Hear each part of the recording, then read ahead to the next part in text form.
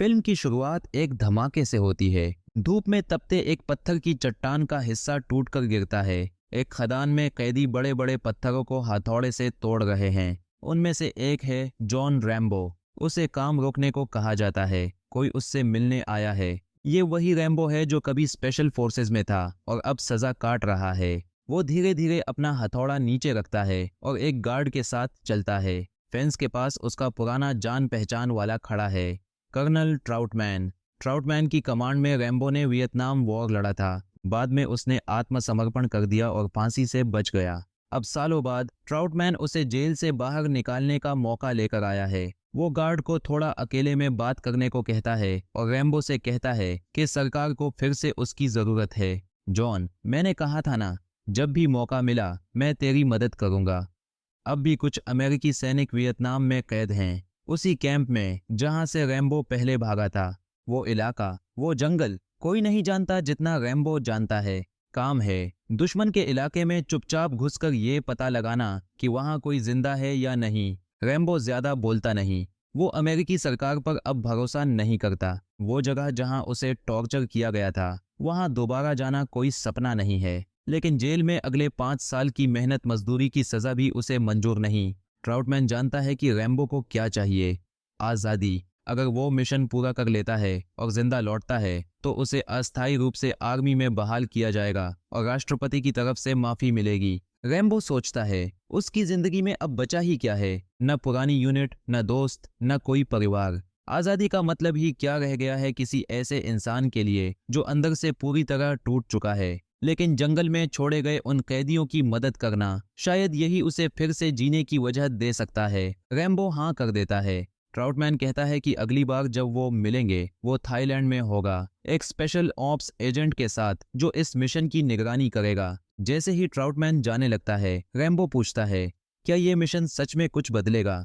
और जवाब है, ये सब उसी पर निर्भर करेगा। रैम्बो को थाईलैंड के अमेरिकी बेस ले जाया जाता है। हेलीपैड पर उसे एक बातूनी आदमी मिलता है, एरिक्सन, जो कहता है कि उसके साथ काम करना गर्व की बात है। अंदर जाने पर वो ट्राउटमैन और मार्शल मर्डोक से मिलता है। मर्डोक, जो इस ऑपरेशन का लीड है, रैम्बो को गौर से देखता है।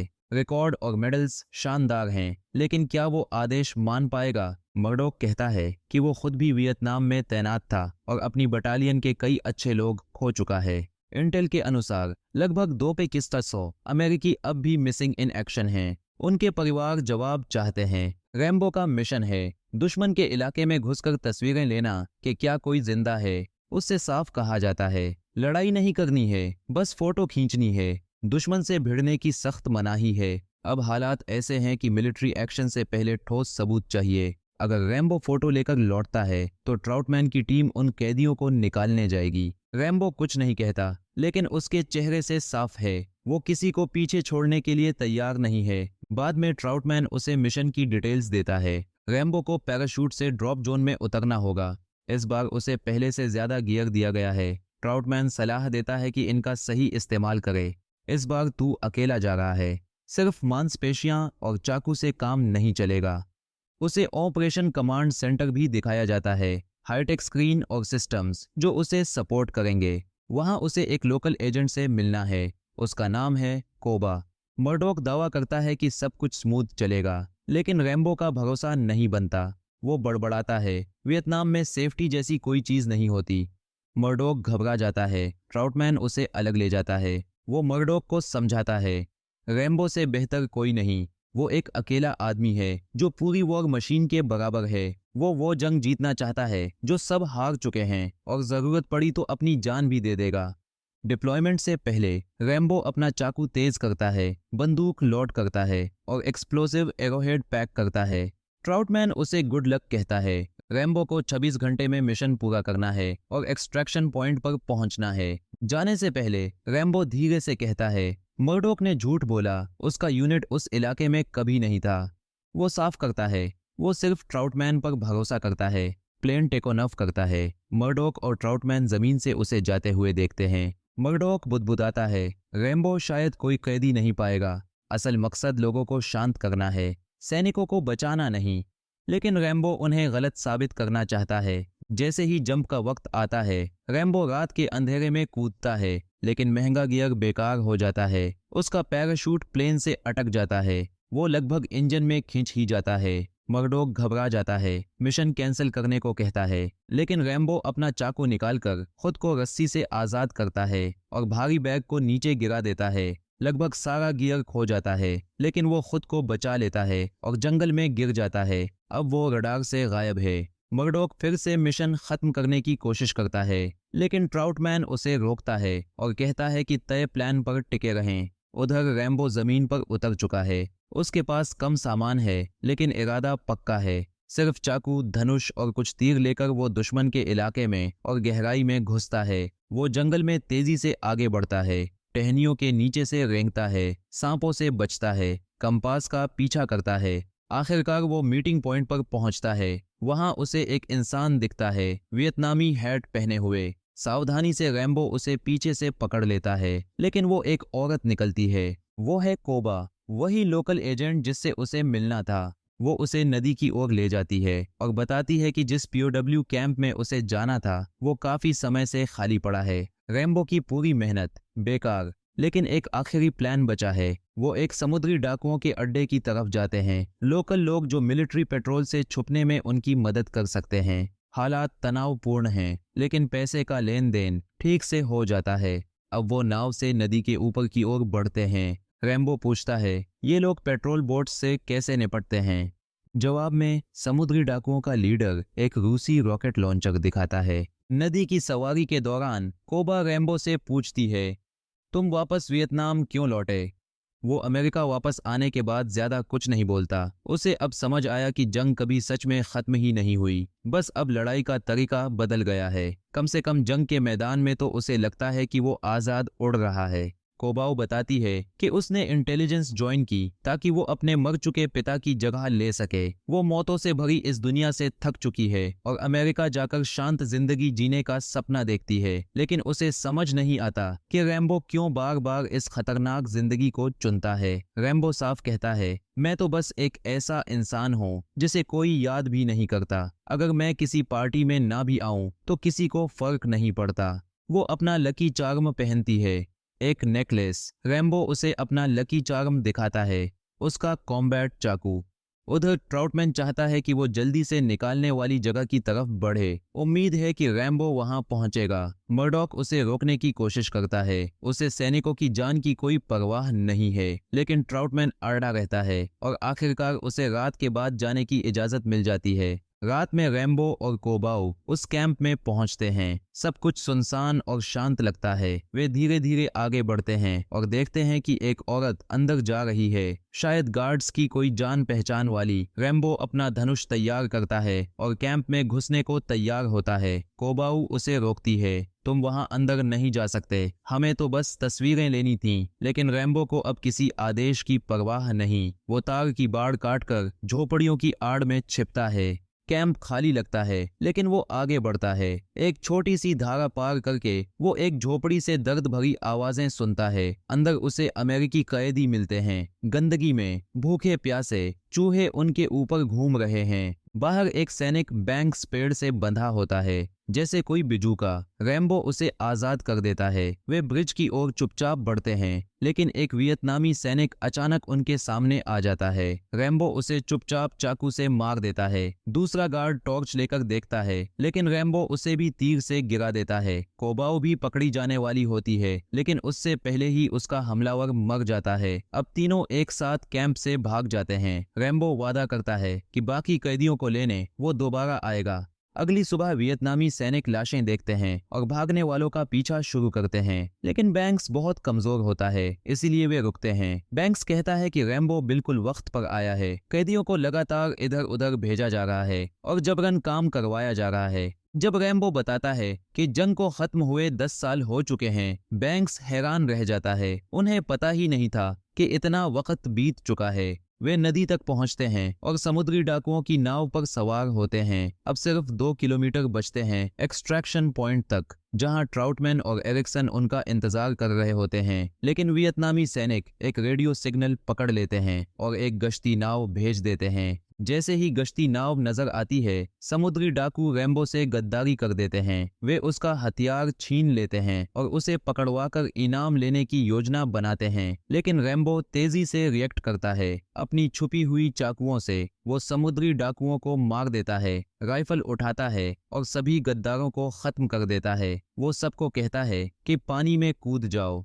तभी गश्ती नाव से गोलियां चलने लगती हैं। रैम्बो नाव के डेक पर गिरता है, मुश्किल से अपनी जान बचाता है। फिर वो रूसी रॉकेट लॉन्चर से गश्ती नाव को उड़ा देता है। नाव जलने के बावजूद उनके तरफ बढ़ती रहती है। एक आखिरी समुद्री डाकू रैम्बो को पकड़ लेता है और जमीन पर गिरा देता है। रैम्बो मुश्किल से अपने कॉम्बैट चाकू से बच निकलता है और पानी में कूद जाता है। ठीक टक्कर से पहले वो दूसरों से फिर जुड़ता है और वे जंगल की ओर भागते हैं। जैसे ही वे एक्सट्रैक्शन साइट के पास पहुंचते हैं, रैम्बो कोबाऊ से विदा लेता है। वो उसे कहती है कि खुद को बेकार मत समझो, लेकिन उनकी विदाई अधूरी रह जाती है। उन्हें एक चावल के खेत में देख लिया जाता है। मोर्टार बम गिरने लगते हैं। रैम्बो बैंक्स को बचाने के लिए उसे खींचकर ले जाता है। ऊपर हेलीकॉप्टर से ट्राउटमैन और एरिक्सन उन्हें देख लेते हैं। रैम्बो जोर जोर से हाथ हिलाता है, बैंक्स को घसीटते हुए ले जाता है। कमांड सेंटर में मर्डॉक को पता चलता है कि रैम्बो ने एक जिंदा कैदी खोज लिया है। उसके चेहरे पर डर झलकता है। वो तुरंत कमरे को खाली करवा देता है, दरवाजे बंद करता है और एरिक्सन को आदेश देता है कि मिशन तुरंत रद्द कर दिया जाए और वापस लौटो। ट्राउटमैन इसका विरोध करता है, लेकिन सिपाही उस पर बंदूकें तान देते हैं। वो बस देख सकता है, बेबस। जब हेलीकॉप्टर मुड़ता है और क्षितिज में गायब हो जाता है, जमीन पर रैम्बो दुश्मनों से लड़ रहा होता है। वो देखता है कि हेलीकॉप्टर जा चुका है, उन्हें वहीं छोड़ दिया गया है। अब वो और बैंक्स चारों तरफ से घिर जाते हैं और हथियार भी नहीं हैं। दोनों पकड़े जाते हैं। कोबाऊ जंगल से ये सब देखती है, सदमे में। बेस पर ट्राउटमैन गुस्से में फट पड़ता है। वो मर्डॉक को गद्दार कहता है। ये सब झूठ था ना, जैसे पूरी जंग झूठ थी। मर्डॉक को कोई फर्क नहीं पड़ता। वो कहता है कि ट्राउटमैन को पहले से सब समझ जाना चाहिए था। वो भी उतना ही जिम्मेदार है। मर्डॉक कुछ भी नहीं नकारता। पूरी मिशन की शुरुआत ही धोखे से हुई थी। सरकार को बस लोगों को शांत रखने की पड़ी थी, कैदियों की जान की नहीं। रैम्बो को कभी लौटना ही नहीं था। उसे तो बस खाली हाथ लौटना था, लेकिन उसने आदेश नहीं माने और अब वो उसकी सजा भुगत रहा है। कोई उसे याद भी नहीं करेगा। ट्राउटमैन को सच्चाई पता है, सब पैसे का खेल है। वियतनाम ने कैदियों को इसलिए नहीं छोड़ा क्योंकि अमेरिका ने जंग के मुआवजे नहीं दिए। मर्डॉक ट्राउटमैन को चेतावनी देता है, अपनी जिद छोड़ दो वरना अंजाम बुरा होगा। अगर वियतनाम को पैसे मिल जाते तो वो उन्हें अमेरिका के दोस्तों के खिलाफ जंग में लगाते। अगर ये कैदी टीवी पर दिख गए तो एक और जंग छिड़ सकती है। ट्राउटमैन उसे हरामी कहता है और वहां से चला जाता है। मर्डॉक कहता है कि सब भूल जाओ, लेकिन ट्राउटमैन जवाब देता है, सबसे बड़ी गलती तो हो ही चुकी है। क्या?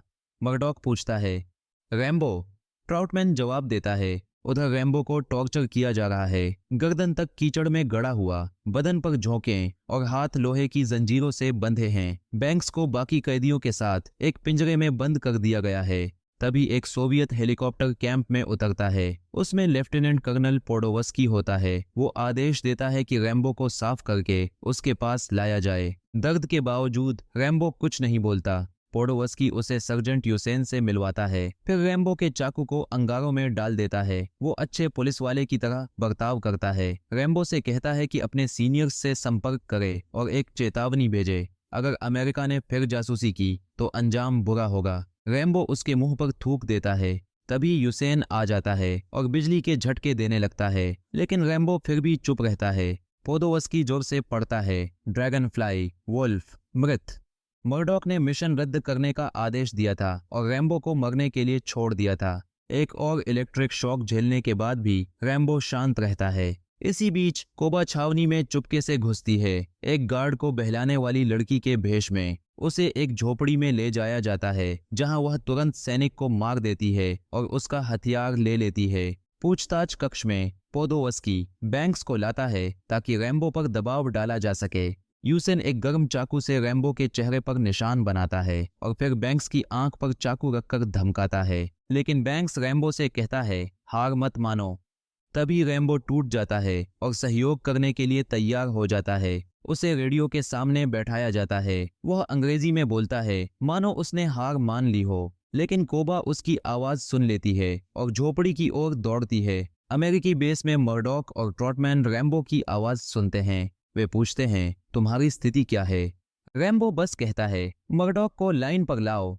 और तभी कोहराम मच जाता है। रैम्बो माइक स्टैंड से हमला करता है। कोबा नीचे से गोली चलाती है। रैम्बो यूसेन को शॉक देता है और दीवार तोड़कर बाहर निकलता है, अपना चाकू वापस लेकर। दोनों भागते हैं, दुश्मनों को मारते हुए बाढ़ की ओर बढ़ते हैं। रैम्बो कोबा को कांटेदार तार पार कराता है और फिर जंगल में गायब हो जाता है। हेलीकॉप्टर और ट्रक उनके पीछे भेजे जाते हैं, लेकिन रैम्बो को शिकार बनना आता है। वह कोबा को घने जंगलों में ले जाता है। रात बीतती है। कोबा उसके जख्मों की मरहम पट्टी करती है। रैम्बो उसे धन्यवाद देता है। मैं नहीं भूलूंगा कि तुमने मुझे अकेला नहीं छोड़ा।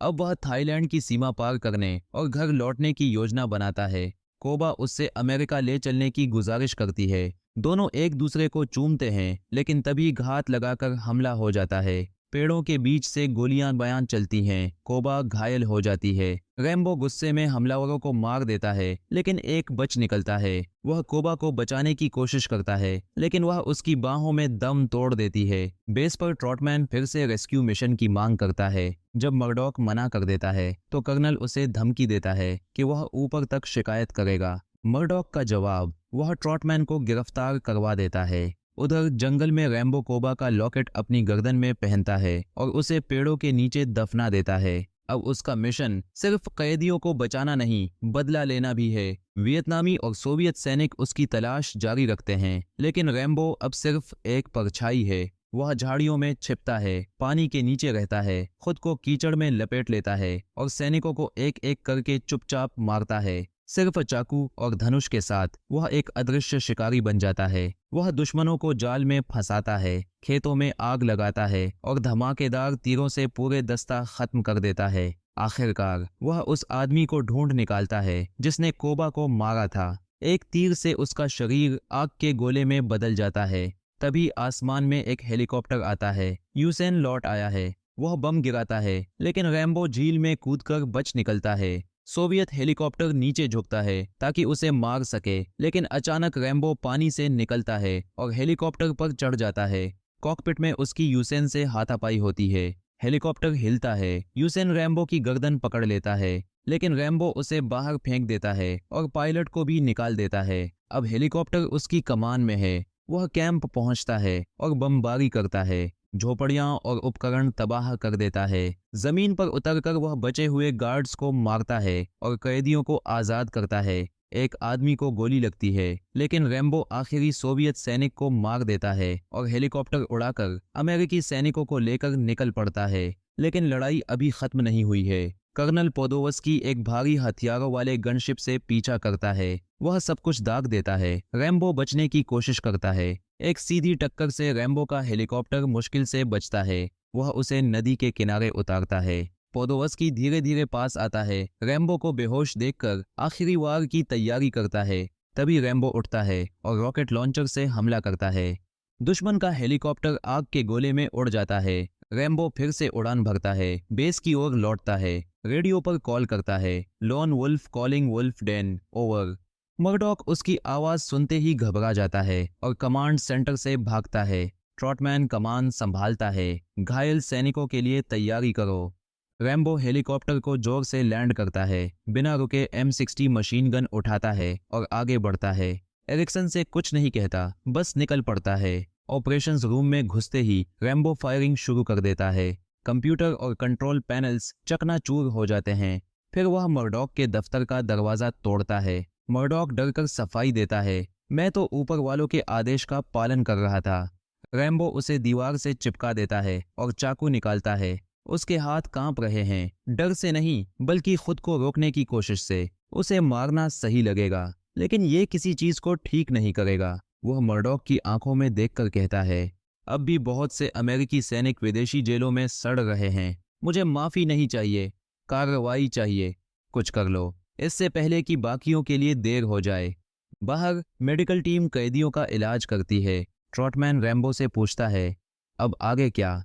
वापस घर ले जाकर उसे शायद एक और मेडल दे देंगे। लेकिन रैम्बो कहता है, ये मेडल मेरे नहीं, उन लोगों के हैं जिन्हें मैंने बचाया है। मैं वापस नहीं जा रहा। मैं एशिया में ही रहूंगा, खुद को खोजने के लिए।